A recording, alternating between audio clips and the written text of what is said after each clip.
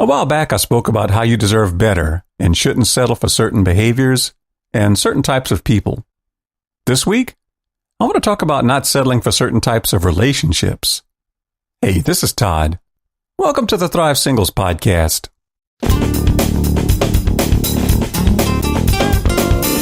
Whether you're single again or still single, stop hating being single and learn to thrive.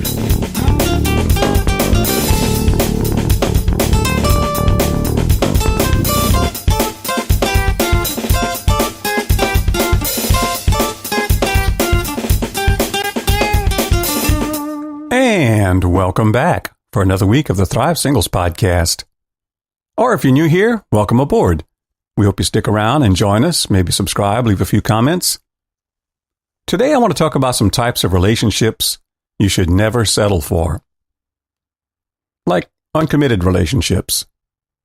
As with so many things I feel compelled to talk about, this should really go without saying, but any type of romantic, intimate relationship should include some sort of commitment. Why would you settle for anything less? Why would you settle for a relationship that includes any type of intimacy, but doesn't include any type of commitment? And that's not an original thought.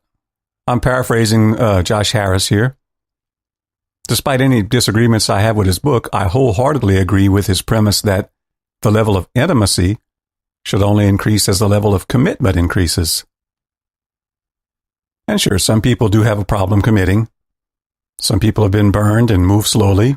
I moved slowly. But there was no intimacy until I made a commitment. And at some point, even the most gun-shy among us has to overcome that fear of commitment if we ever want to experience a truly intimate relationship. In fact, go back and check out my episode, My Current Girlfriend, Commitment in the Age of Gamophobia, for more on that subject. But you can't just coast along indefinitely.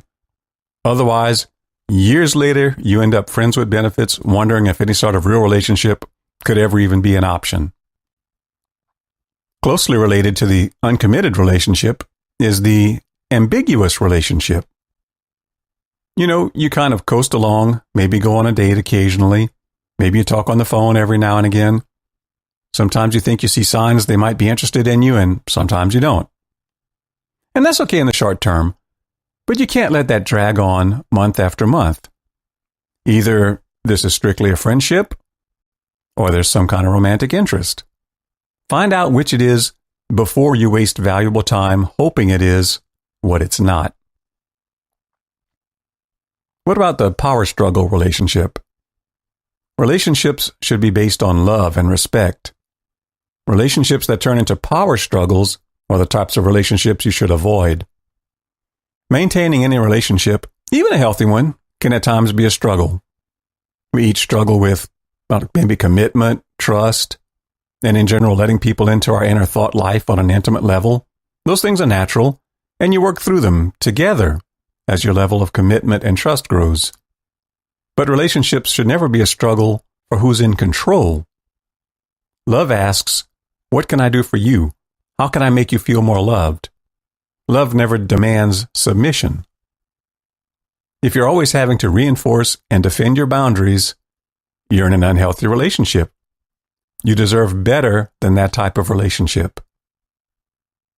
Next, I want to talk about the kind of relationship the Bible warns us about, being unequally yoked. But I want to apply it to more than just your spiritual walk. And yes, being in a relationship with someone of a different belief system, or even someone who has the same beliefs you have, but they don't take them as seriously as you do, that usually leads to bad outcomes. But what about relationships where the commitment to the relationship is lopsided? Or where your intellects are vastly different? Or your financial goals are completely opposite?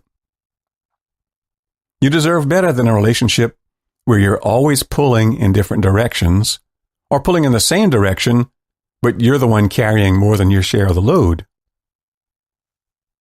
Those types of relationships can easily turn into that power struggle relationship, or just totally wear you down and wear you out from the constant effort. The last type of relationship I want to briefly mention this week is long-term dating. I'm only going to mention it briefly because I recently posted a whole episode on that subject. please go back and listen to that very important episode, The Problem with Long-Term Dating Relationships. And I could have lumped this one in with almost any of the other types of relationships I talked about this week. It may have the characteristics of one, several, or all of the types of relationships I've spoken about so far. People who settle for long-term relationships often have problems with making commitments.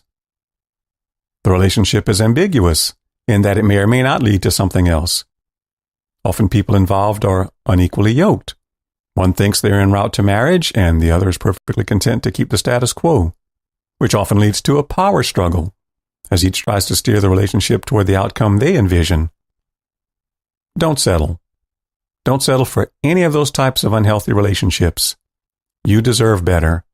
You deserve a relationship that is loving, well-defined, satisfying, deeply committed, intimate, and free of power struggles. So, till next week, think back on your last relationships. Were they healthy and satisfying, or unhealthy and filled with frustration? When it comes to these types of relationships, recognizing them for what they are is a large part of the battle. The other parts are having the strength to end them and having the wisdom to avoid making the same mistakes again. So, remember, you deserve better. And as always, till next week, thrive on. I hope you enjoyed this week's podcast. See you next week. Till then, be sure to subscribe and go check out my extensive archive of past posts at thrivesingles.com. And thrive on. Whoa, thrive. Yeah, come alive.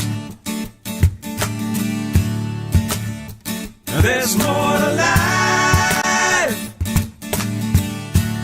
You gotta grow. You gotta thrive. Whoa, whoa, you gotta thrive. There's more to life than to just survive. You gotta grow. You gotta